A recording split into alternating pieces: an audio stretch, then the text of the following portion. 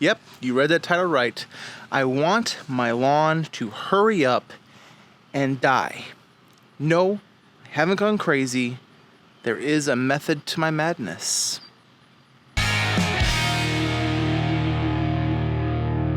What's going on, everybody? Chuck here, and I hope that you are having a fantastic day today. Now, as I have mentioned on the channel, my fall lawn renovation last season did not go as well as I had hoped. The lawn is just so inconsistent. I see promise in the lawn. There is a lot of good stuff here, but it's these areas that I want to die.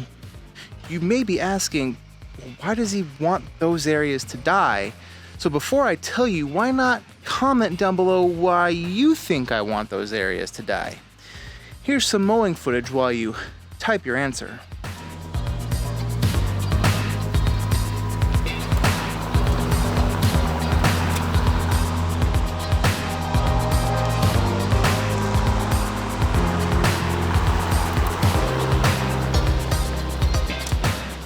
I'm done with this wishy-washy thing that my lawn is doing.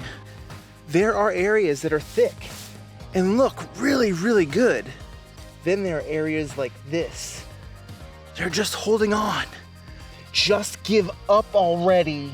While you're sitting there waiting for my lawn to die, why not go ahead and hit that thumbs up? It may just go ahead and encourage the lawn to die and go up to that great lawn in the sky. The problem with that is the weaker grass is slowing the growth of the good grass by absorbing what little water and nutrients is around. You may be wondering, am I going to do anything about this? Well, the short answer is no, because there's really nothing I can do short of just applying glyphosate in those areas, which I'm not going to do. I could stress out these areas by not applying water or fertilizer, but then I'm also harming the good grass, which I don't want to do either. Here's my hope. We have some hot temperatures on the horizon, hitting 99 degrees one day next week. My hope is that stresses out the weak turf enough that it goes ahead and kills it off. But I also hope that the grass that is in those struggling areas, the good grass that's there, is that it has enough mass in the roots that it's able to withstand that stress. It can go ahead and go dormant, that's fine. I just don't want that grass to die.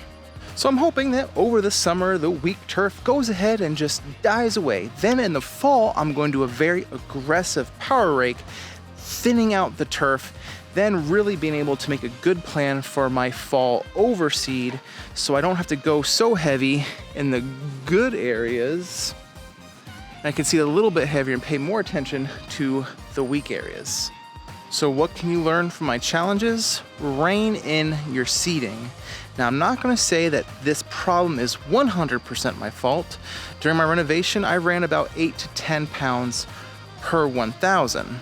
However, between a mixture of overwatering, raking in the seed to have the good seed to soil contact, and maybe some wind, it just kind of pushed everything around and caused problems like that, which is overcrowding.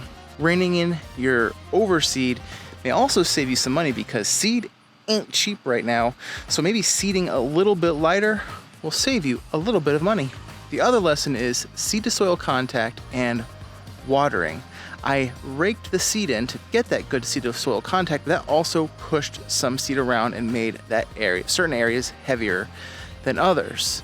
I also overwatered, which caused pooling, which caused the seed to float, which also then caused seed to get into other areas, causing this overcrowding issue. Basically, you want your seed to be damp, not soaked. To wrap things up, the world isn't over. There's hope in the lawn. There are good areas, and as we've marched through the season, I've seen areas that once were struggling are now becoming good areas of turf. So it's not a total loss.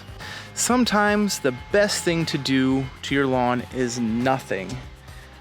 I haven't changed any of my habits. I haven't done anything really out of the ordinary.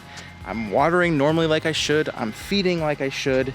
and the grass is just sort of sorting itself out. And then the areas that do end up becoming weak and dying off this fall, I'll put some more seed down and hopefully learn from last year's lessons.